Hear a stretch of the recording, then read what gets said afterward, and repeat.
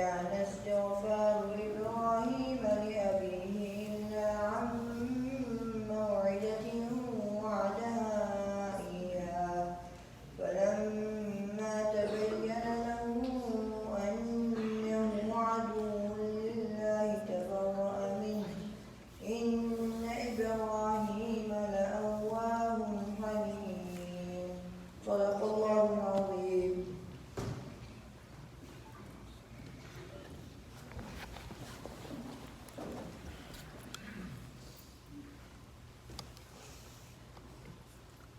بسم الله الرحمن الرحيم. الحمد لله رب العالمين. اللهم صل وسلم وبارك على سيدنا محمد وعلى آله وصحبه أجمعين. We had last left off discussing the incident of the valley of Abu Talib, or the Seerah of Abu Talib. And that was when the Muslims were boycotted by the Quraysh of Mecca. So they were forced into a valley owned by Abu Talib and the children of Abdul Muttalib. And it was there that the Muslims lived for 3 years in what would be some of the most difficult times that the Muslims would face. And after the incident of the scroll being eaten up by the insects, and that being the cause for the Muslims to come out of the valley and join everyone back in Mecca, the Prophet ﷺ returned back to giving his da'wah. Now, this is in the 11th year after the hijrah of the Prophet of Allah ﷺ. So 10 years have passed now, and there are 3 more years left in Mecca. So we're in the 11th year. And this year would be known as the saddest year in the life of the Messenger of Allah ﷺ. In Arabic, the name given is Aamul Huzn, the year of sadness. And the reasons for that year, inshallah, we will discuss today, bi'idhnillah. So, after the Muslims are back in Mecca now, Abu Talib is old, and he's reached about 87 years in age, and he's very sick. And the people of Quraysh, they now want to make one more try to get Abu Talib to back off from the Prophet of Allah sallallahu alaihi wasallam. And they know that Abu Talib's time is near. He's 87 now, he's sick, and at any time Abu Talib can go. So when Abu Talib got sick and he was bedridden, Quraysh, this news reached them, and they put together a delegation of 25 of the leaders of Quraysh. So in other words, 25 of the most influential men and women, they brought them together, and they said that let us make one grand attempt, one last attempt at Abu Talib in order to convince him. And they gathered and they said that Hamza ibn Abdul Muttalib and Umar ibn al-Khattab radiallahu anhuma have accepted Islam, and the Muslims have gained some strength. And Abu Talib, before he leaves, if we can convince Abu Talib, that really puts us at an advantage. Now the question comes, why would they care if Abu Talib at this point stopped helping the Prophet of Allah sallallahu alaihi wasallam? Because once Abu Talib has passed, their mission should be open. So why are they worried about convincing Abu Talib to leave the Prophet sallallahu alaihi wasallam before he passes away? Anyone? It's going to just decrease the Muslims' morale. Decrease the Muslim morale, okay, that's one. Yeah. So his tribe doesn't, like, different customers? Yeah, that's possible. So his tribe, yeah. I want to respect his wishes. Respect his wishes. These are all close answers. These are partial reasons, but the main reason is that, see, if after Abu Talib passes, if the Quraysh are now attacking the Muslims, they look as if they're cowards. They look weak. That, oh, Abu Talib was there and they couldn't do anything. They couldn't convince him. Now that Abu Talib is gone, these people are now attacking the Muslims. So in front of all of the Arabs, it would make them look as a group of weak cowards. So they really wanted to somehow convince the Arabs that before Abu Talib passes, We convinced him that Muhammad is a liar. We convinced him that everything you fought for these past 10 years was for nothing. And so they gathered together and they went to Abu Talib. And they said that, إِنَّكَ كَبِيرُنَا وَسَيِّدُنَا, you're our leader. So they're buttering up Abu Talib. You're our leader, we've accepted you. And so why don't you do us one last favor before you leave? And that is that you order your nephew. We don't ask anything else. Order your nephew that he can do what he wants. Let him pray, let him do his charity, whatever he wants to preach, he can preach. But just one thing that we specifically ask that he leaves. And that is this whole idea of there being only one God worthy of worship. Let him leave this one issue, and the rest of the things will let him do as he wishes. And so they told Abu Talib, they said that what has come about you, you realize that you're at the end of your life. And why don't you do an act of goodness and you'll be remembered in the history of Quraysh. They're trying to establish his legacy. You'll be remembered in the history of Quraysh. Just do this one thing. And so Abu Talib, he calls the Messenger of Allah ﷺ and he says, يَا ابْنَ أَخِي هَؤُلَاءِ أَشْرَافُ قَوْمِكَ قَدْ اجْتَمَعُوا لَكَ. Oh my nephew, oh my son, these are the most noble of your people. And they've come together, لِيُعْطُوكَ وَلِيَأْخُذُوا مِنْكَ. They're here to give you something, and they're here to take something away from you. These are the most noble people. What are they here for? They're here to take from you just one thing, that you say that there is one God. And what are they here to give you? Everything else. Everything that you want to do, everything that you ask for, they'll give it to you. And the Messenger of Allah ﷺ, he said, fine. He said, I also make them an offer. Now realize the Messenger of Allah ﷺ, he's not enraged. He's not angry. The Messenger of Allah ﷺ is calm. He's speaking with them in a dignified manner. He says, I'll also make an offer. That if you say one word, I know what you people want. You people want that you are honored amongst all the Arabs. That you are known amongst all the Arabs. So you give me one word, and I can guarantee you that the entirety of the Arab and the Ajam, those that are Arab and those that are non-Arab, all of them at one point will be coming to your city. And they'll be in front of you. You'll rule over them. Because Islam will spread. And these people, they'll realize that these are the first people to accept Islam, hence these people are the rulers. So if what you want is rule, then I'll give you a secret, a way that you can rule over all the Arabs. And so Abu Jahl was the first one, and he realized he was hungry for power. So he said, I want to hear it. And forget one. If you offer me 10 things, if you say 10 things and we get to own the Arabs and rule the Arabs, I'll follow through with it. And so Abu Talib, he was listening there, and the Messenger of Allah ﷺ, he said, if you say that there is only one Allah, and if you affirm the very basis of our religion, I guarantee you that a day will come where this honor that you're scared of, because Abu Jahl said, if it was not for my honor, I would have accepted Islam. It's only my honor. He was convinced that the Prophet ﷺ was a true messenger, then I would accept Islam. But my honor is stopping. So the Messenger of Allah ﷺ, he said that this is one thing that I will not sacrifice. And this was a very troubling time, because as you can know, Abu Talib is on his deathbed. And when a person is on his deathbed, everybody softens up to what they want. And the Prophet of Allah ﷺ, imagine how hard it must have been for him. Because Abu Talib is on his deathbed, and it's his last wish, you could say, that accept what my people are saying. Get these people off of me. And the Prophet ﷺ, he's in a very sticky situation.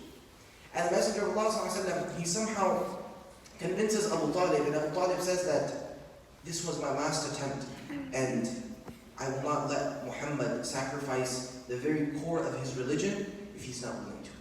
And so the Prophet ﷺ, he leaves from there, and this was the second to last day of Abu Talib's life. The very next day, Abu Talib falls ill. And he's already ill, but his condition worsened, and it's now time, he is reaching his last moments, and so everybody knows, and people start to gather. And the Prophet of Allah ﷺ, he's the first one to reach near Abu Talib. And so he sits near him, and the moment Abu Jahl and the moment Abdullah ibn Umayyah and a few of the other leaders find out. They rush in case the Messenger of Allah ﷺ gets him to read the kalima before he passes away. And Abu Jahl, he comes and the Messenger of Allah ﷺ is sitting near Abu Talib and he can't bear to see that. So he actually pushes the Prophet ﷺ away. And he sits in his place. He's very insecure. And so the Messenger of Allah ﷺ is sitting there and he says, as Abu Talib is breathing his last, he says, Ay ammi, قل لا إله إلا الله كلمة أحاج لك بها عند الله. Oh my uncle, say one thing. You don't have to fast, don't pray, just say one thing. Say La ilaha illallah once. أحاج لك بها عند الله. And I will fight for you on the Day of Judgment. I'll at least have something I can show Allah. Oh Allah, he accepted Islam. He already believes in me. He said that there is no one worthy of worship except for you. This last thing. And the Prophet ﷺ, he's trying to convince Abu Talib. And Abu Talib is very emotional. He sees the Prophet ﷺ pleading. And Abu Jahl and Abdullah ibn Umayyah and the rest of the Quraysh leaders are gathering. And they're egging Abu Talib on. They're saying, Ya Abu Talib, أَتَرْغَبُ عَنْ مِلَّةِ عَبْدِ الْمُطَّلِبِ. Abu Talib, what a shame. If your entire life you followed the religion of Abdul Muttalib, and now on your deathbed, before you die, you leave them, you're not a coward, Abu Talib. And so Abu Talib is between both of this until Abu Talib breathes his last. And the Messenger of Allah ﷺ, he is heartbroken. And he says, لَأَسْتَغْفِرَنَّ لَكَ مَا لَمْ أُنْهَ عَنْكَ. And he's so sad as he's getting up. He says that I will ask Allah for forgiveness for my uncle until I am stopped. And at that point, it was permissible for the Muslims to ask for the forgiveness and ask for Jannah of someone that was known to be a disbeliever after he has died or she has died. And the Messenger of Allah ﷺ, he continued to make dua for him. And until the ayah came down, that was recited, مَا كَانَ لِلنَّبِيِّ وَالَّذِينَ آمَنُوا أَنْ يَسْتَغْفِرُوا لِلْمُشْرِكِينَ وَلَوْ كَانُوا أُولِي قُرْبَى مِنْ بَعْدِ مَا تَبَيَّنَ لَهُمْ أَنَّهُمْ أَصْحَابُ الْجَحِيمِ. That it is not befitting of the Prophet ﷺ and those who believe that they seek forgiveness for those that have passed in a state other than Islam, because they chose their path, and they chose their religion, and they chose their theology. And even if they were close, and the Prophet ﷺ, at this point he's crushed, because Abu Talib was his biggest supporter in the city of Mecca, especially fighting off the people of Quraysh. His biggest supporter. And keep in mind that Abu Talib, if you go way back, the Prophet ﷺ was only 8 years old. And at the age of 8, he had lost his father before he was born, his mother when he was 6, his grandfather when he was 7. So Abu Talib was his entire family at the age of 8. So from 8 till 50, the Prophet ﷺ is 50 now, from 8 till 50, Abu Talib is his mother, Abu Talib is his father, Abu Talib is his uncle, he's his everything. And the Prophet ﷺ, he's now thinking of all of that I was a young boy, and I had no one to look after me, and Abu Talib, he took care of me. Then when it was time for me to learn trade and business, he let me go and he taught me the business. And then when it was time for my marriage, he facilitated my marriage with Khadija. Then when I was struggling financially, Abu Talib helped me. And then Ali radiallahu anhu, Abu Talib's son, grew up in the Prophet's house. And then when the Prophet would receive revelation, and the very first time that he would call out, everybody would speak out against the Prophet. But Abu Talib would support him. Imagine how much Abu Talib meant to the Prophet at that time. There was 42 years of his life that Abu Talib was his everything. Now he's gone. And the Prophet ﷺ is obviously crushed, and he feels as if he didn't do enough to convince Abu Talib of Islam. The fact that Abu Talib didn't accept Islam, the Prophet is blaming himself. And that's why the verses of Surah Al-Qasas come down, in which Allah says, إِنَّكَ لَا تَهْدِي مَنْ أَحْبَبْتَ. That, oh Muhammad, you do not guide those that you love. If you love someone and you want them to be guided just for that reason, it won't happen that way. If Allah has not decreed it, that person won't be guided. And this was not set down to as if be harsh with the Prophet ﷺ. This was a way to console the Prophet ﷺ that it's not your fault. It wasn't in your hands. This was in Allah's hands. And it so happens that not everyone that we wish to be saved will be saved. And so the Prophet ﷺ, as he's recovering from this, and as he's processing all of what is going on, only 35 days pass. This was in Sha'ban, and now it's Ramadan. And keep in mind, at that time, there is no fasting. This is Ramadan now. And 35 days after he is processing that, he gets news that Khadija radiallahu ta'ala anha is sick. And the Prophet is scared now. And Khadija radiallahu anha, the last 3 years that she spent in the valley of Abu Talib really weakened her. So she's really frail, she's old now, and she's ill. And the Prophet ﷺ is there, and Khadija radiallahu anha now passes away. And this is another shock to the Prophet ﷺ. First he had Abu Talib and now Khadija.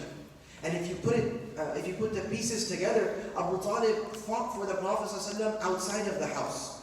So with all the other people, Abu Talib is there. And then inside the house, Khadija radiallahu anha is there. And not only was she there for a year or 2 years, 25 years he spent with Khadija radiallahu anha. And 25 years from before he received prophethood, 15 years before he received prophethood, and 10 years after he received prophethood, she was the one there. And Khadija radiallahu anha was the ideal wife, the ideal mother, the ideal woman, the ideal Muslim. You can put ideal in front of everything, and Khadija radiallahu anha was that. And the books of Seerah mention that we actually, amongst the other wives, the Prophet ﷺ had many arguments. Because it's natural, it's only natural that you have an argument with your spouse. And the Prophet ﷺ, he had many arguments with his wives, and in those arguments actually there are lessons for us.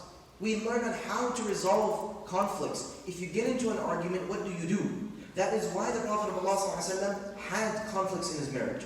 But with Khadija radiallahu anha, to the best of our knowledge, there's only one time where he actually got into an argument with Khadija radiallahu anha. Only once. So you can imagine what a supportive spouse she was for the Messenger of Allah sallallahu alaihi wasallam. And the Messenger of Allah sallallahu alaihi wasallam, he is what he is in terms of his character. But Khadija radiallahu anha was right up there, matching the Prophet sallallahu alaihi wasallam. And the narration mentions that the Messenger of Allah sallallahu alaihi wasallam, when he was in Mecca, one time there was a festival. And Khadija radiallahu anha wanted to go for some reason. And the Prophet sallallahu alaihi wasallam, he said, Khadija, I'll listen to everything, but I won't go to a place where these idols are worshipped. It hurts me to see these idols worshipped. And it was very difficult for him. And Khadija radiallahu anha would say, Khalli Lata, Khalli al-Uzza. It's only a Lata and al-Uzza, and don't worship them, just come with me. And this is the only argument that the Prophet ﷺ has had with Khadija radiallahu anha that we know. And then Khadija radiallahu anha has mastered the art of comfort.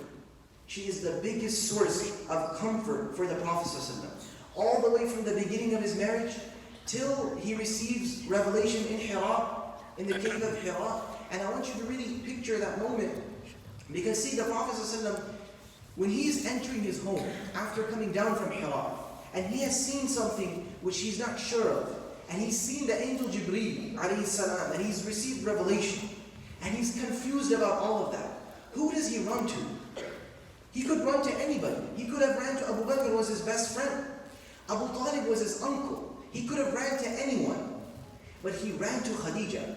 And as a matter of fact, it would make more sense if he ran to Waraqa ibn Nawfal, because Waraqa actually knew scripture. And he was someone who was well versed. So Waraqa, as we would find out in the Seerah, Waraqa was the one who would actually tell the Prophet what was going on. But the Prophet never went to Waraqa. Khadija radiallahu anha took him to Waraqa. The Prophet ran to Khadija radiallahu anha. And just imagine the Prophet ﷺ coming into the house, and imagine his condition, and he's saying that قَدْ خَشِيتُ عَلَى نَفْسِي, that I'm afraid of myself. I don't know what's going on. And Khadija radiallahu anha, instead of, she teaches us a lesson really in empathy, and how do you connect with your spouse. She could have said any sorts of things like, why are you going up to Hira? Something that maybe some of us would have said. Why are you even going up to Hira? I told you not to go. You should have stayed at home. She embraces the Prophet ﷺ, she hugs him. And then what does she say to him? And I studied all of the narrations. The very first thing that she says, the very first thing, she said, Kalla la yuhzika Allahu abada. She's comforting the Prophet ﷺ. She doesn't really know what's going on, but she's still comforting the Prophet ﷺ. And she's saying, no, Allah will never disgrace you. And she's praising the Prophet ﷺ. And I want you to understand, this conversation is happening in the privacy of the Prophet's house. No third person is there. And if the Prophet ﷺ would not narrate this later on, we actually would not even know this. But see how the Prophet ﷺ is being praised by Khadija radiallahu anha when the Prophet ﷺ is alone with her. The most difficult person to make them praise you is your spouse. If your spouse is saying that Allah would never disgrace you because you do 10 things she listed, and I gave a whole khutbah on these 10 things that she listed. But imagine the spouse of the Prophet ﷺ, Khadija radiallahu anha, how happy she was with the Prophet, that she's just praising him. Praise after praise, she's praising him. And then the Prophet ﷺ, the qualities that she would describe, that she saw in the Prophet ﷺ, those same qualities were in Khadija as well. Halima radiallahu anha, the Prophet's foster mother, when she came to visit, Halima radiallahu anha, this is in Mecca, she's complaining. She's saying to the Prophet ﷺ that I'm struggling financially and I need help. And Khadija radiallahu anha, realizing how valuable Halima Sa'diyya radiallahu anha is to the Prophet ﷺ, she realizes that she, out of her own will, gives Halima 40 of her sheep. She gives 40 of her sheep. She didn't need to do that, but she realized that the Prophet ﷺ, Halima is so dear to her. And we'll see that the Prophet ﷺ, he'll actually return the favor. He was no different with Khadija's friends.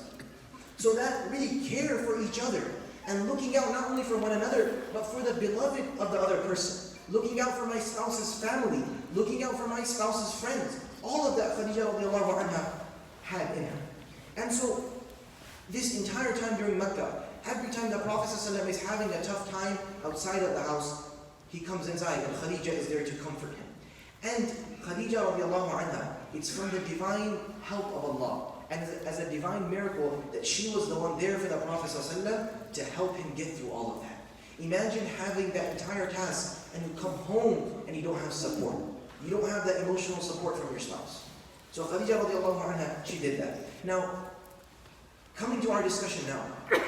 This entire build-up. So this is all to put into perspective who Khadija is for the Prophet. When the boycott happened, in our last session that we discussed, Khadija radiallahu anha actually could have chosen to stay back. Because she wasn't from the Banu Abdul Muttalib. She wasn't from the Banu Hashim. She was from a different tribe. And although she was married to the Prophet ﷺ, she could have easily said that I'll stay with my tribe, Banu Makhzum, I'll stay with them and I'll support you from the outside. There's no need for me to go with the Prophet ﷺ. And she didn't have to. But out of her own will, knowing that the Prophet ﷺ would be alone there, she went with the Prophet ﷺ, knowing that it would be dangerous. And that's where you can imagine the Prophet ﷺ how guilty or how sad he must feel that the sacrifices that Khadija is giving, seeing her in the valley eating grass, a woman that was raised in luxury, one of the wealthiest women of Mecca is now having to eat grass. And she's eating dead animal skin because there's nothing else to eat. You can imagine how the Prophet ﷺ must feel as he sees Khadija radiallahu anha losing her health. And as she gets sick and as she's growing old, she's 20 years older than the Prophet ﷺ. And it was for these reasons that before Khadija radiallahu anha passes away, Jibreel alayhi salam, he comes down. And Khadija radiallahu anha is down, she's old. And she's in the house of the Prophet ﷺ, and as she's preparing some food, Jibreel alayhi salam, he comes down and he says to the Prophet ﷺ that when Khadija comes, tell her that Allah sends His salam down on her. And then I, Jibreel, I send my salam to her.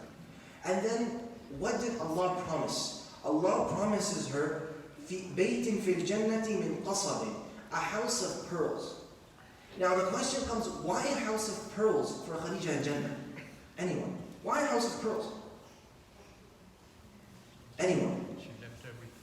She left those same pearls that she had, all of her jewelry, all of that wealth, she gave it all in the path of Allah. So is it not befitting that in Jannah, she gets a house made out of those pearls that she gave? And much more than that. لَا صَخَبَ فِيهِ وَلَا نَصَبَ. Then this house that she has in Jannah, Khadija, all the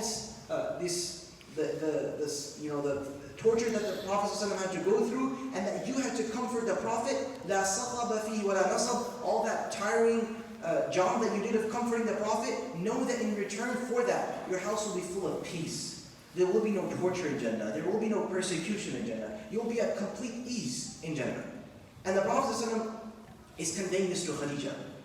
And then, on top of that, Khadija radiallahu anha, Jibreel says that Khadija radiallahu anha is the best of all women. And the Prophet ﷺ would say that women, the leaders of the women in Jannah are four. Sayyidatun nisa'i ahli Jannah arba'un. Four are the leaders of Jannah. Why is Khadija getting all of this? Because of her track record. Because of what she did. And the Prophet ﷺ would say, of them is Maryam bint Imran, the mother of Isa alayhi salam, Fatima, the daughter of the Prophet ﷺ, Khadija radiallahu anha, and Asiya, the wife of Fir'aun. Now what's unique about all of these four are that all of these four, they had some role in giving emotional support to a prophet. Asiya, Musa alayhi salam grew up in Fir'aun's palace, and Asiya was the one there. And she believed in Musa alayhi salam. She's the one that took care of him. She's the one that raised him.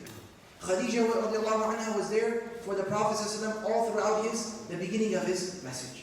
And then after that, Fatima radiallahu anha, his daughter, because all the other Prophets ﷺ, all of his other daughters, they would be married in their own houses. So Fatima would be the one that would be there in the house supporting the Prophet ﷺ when there was no one else left. Because now when the Prophet ﷺ comes home, there is no Khadija. The only one there is Fatima. So she's the one that's there for the Prophet ﷺ. And then Maryam alayhi salam, obviously because of raising Isa alayhi salam. That's why these four women have a unique position in Jannah. They're considered the leaders of the women of Jannah for this very reason. And so the Prophet ﷺ, the narrations are very painful. He buries her, and there's no janazah, and there's no ghusl at that time. So the Prophet ﷺ, obviously he makes dua for her in whatever way. And the Prophet ﷺ, you can imagine what he's going through. And the Prophet ﷺ, he was so hurt by the loss of Khadija that Abdullah ibn Mas'ud says that we never saw the Prophet ﷺ smile for months after Khadija. We wouldn't see him smile. To the point that we thought that this was the last we would see of the Prophet. He was so hurt. And he was so hurt that that pain would actually stay with him throughout his life. Even when he'd go to Medina, and even when times would get better, he never forgot Khadija radiallahu anha. Aisha radiallahu anha, she says that one time, if the Prophet ﷺ, or she says, whenever the Prophet ﷺ mentioned Khadija, لَمْ يَكَدْ يَسْأَمُ مِنْ ثَنَاءٍ عَلَيْهَا. It's as if you never get bored of talking about her. You know, someone that's good to you, you get bored at one point. You say it once, you say it twice, and you're like, man, this is getting old. Let's move on. He never moved on from Khadija. He would never get bored. And he would always make istighfar for her. And at one point, Khadija says, لَا يَكَادُ يَخْرُجُ مِنْ بَيْتِنَا إِلَّا ذَكَرَ خَدِيجَةً. He'd never leave our house except as if he's talking about Khadija radiallahu anha. That's how important her help was in the Prophet's mission, that he could never forget her. And then she said one day, حَمَلَتْنِي الْغَيْرَةِ. One day I got really jealous. And I said, every day you mention Khadija. So I said, لَقَدْ عَوَّضَكَ اللَّهُ مِنْ كَبِيرَةِ السِّنِّ. You know, that's good, she was good, but you know, she was old. And now you've moved on. You have a new wife. And the Prophet ﷺ, she said, رَأَيْتُهُ غَضِبَ غَضْبًا لَمْ أَرَى. That I saw the Prophet ﷺ was so angry that I never saw him this angry before. And in one narration she said that the color of his face changed, the way revelation would come down. I could tell how bothered he was when I said that. And then she said that I said to myself, that Allahumma in adhabta ghadaba rasulika anni lam a'ud adhkurha bisu. I said, oh Allah, if the Prophet ﷺ today he loses his anger, I'll never say anything bad about Khadija radiallahu anha. Because she's seeing the love for the Prophet ﷺ has for Khadija radiallahu anha. And then the Prophet ﷺ, when he cools down, he doesn't say anything, because whenever the Prophet ﷺ would get angry, he would simply remain quiet.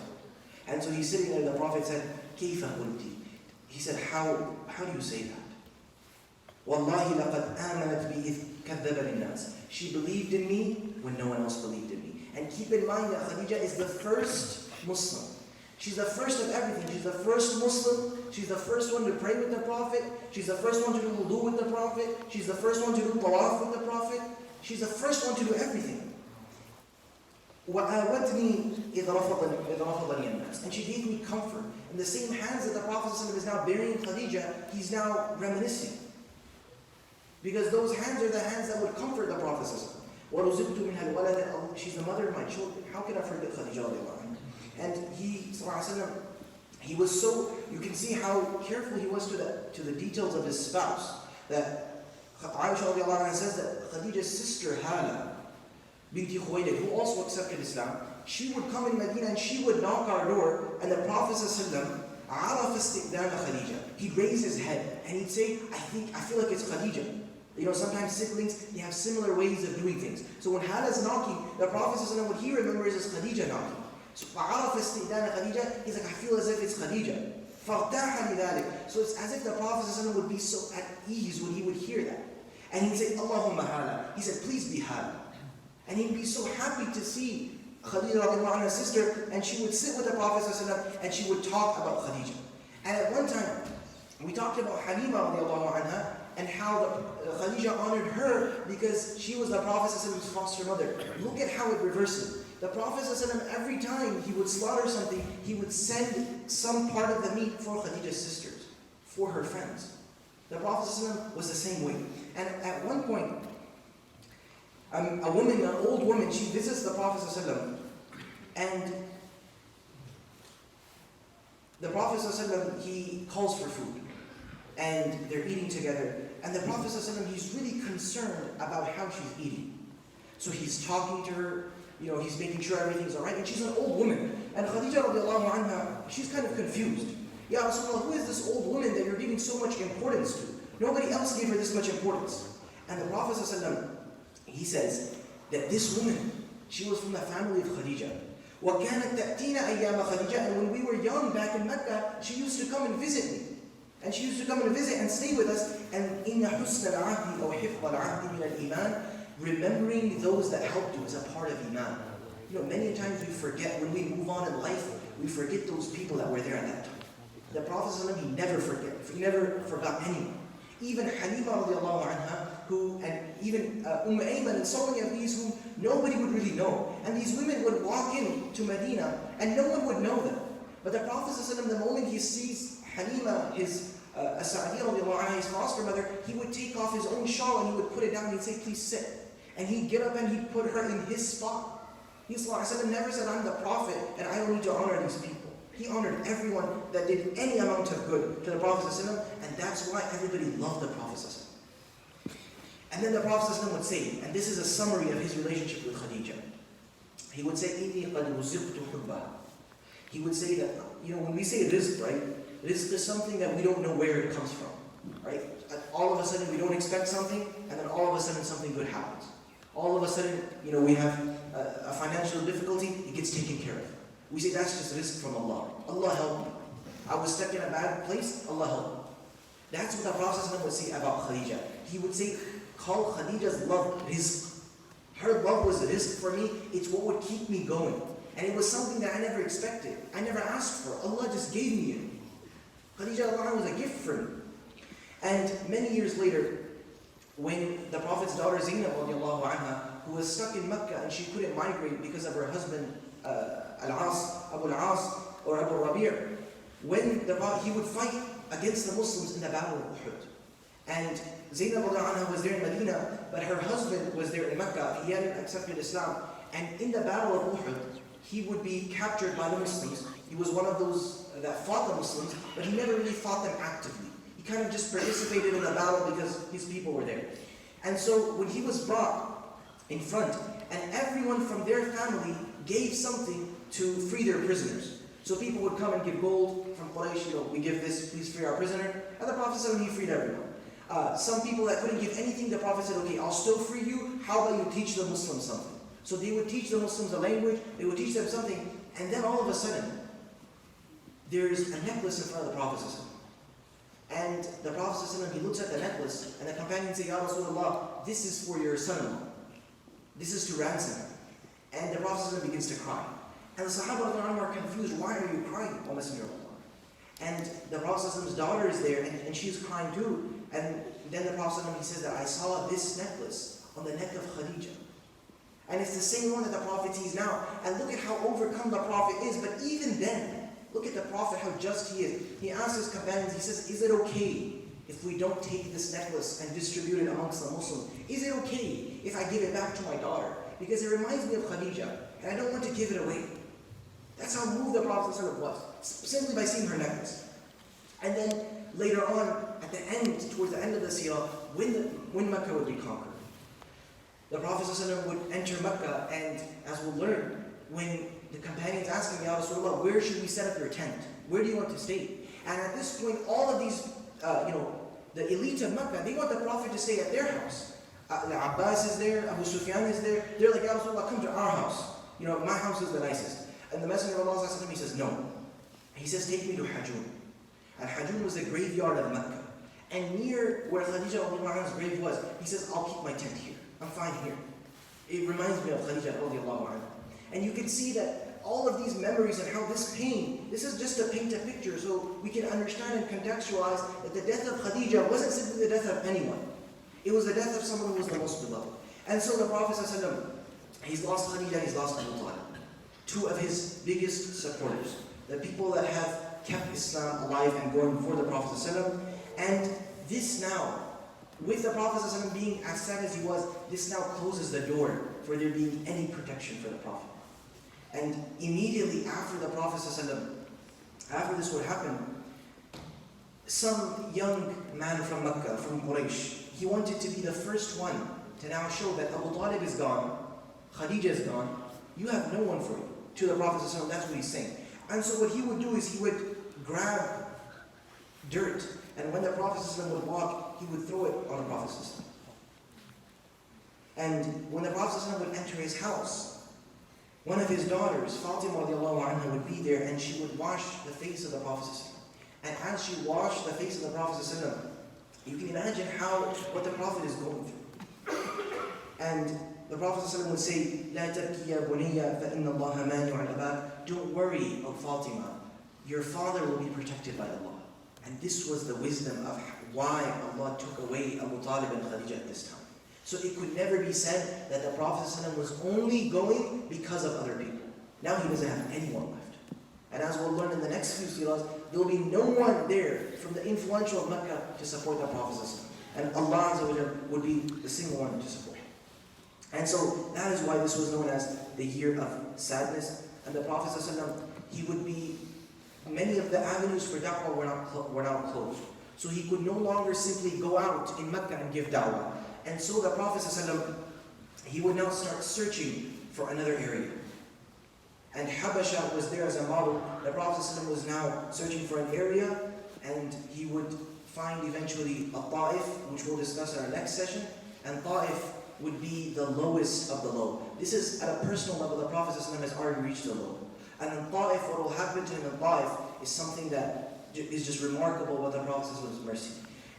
But every ending, every sad phase in our life, at one point happiness does come. And after Ta'if, as we'll learn and we'll talk about, the Prophet ﷺ will be blessed with the biggest blessing when he would be the only prophet to be given the gift of traveling through the heavens.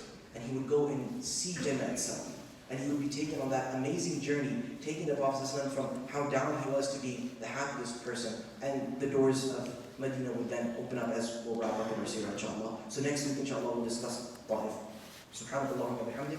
Ashhadu an la ilaha illa anta astaghfiruka wa atubu ilayk. We have refreshments as always, inshallah, so please make your way.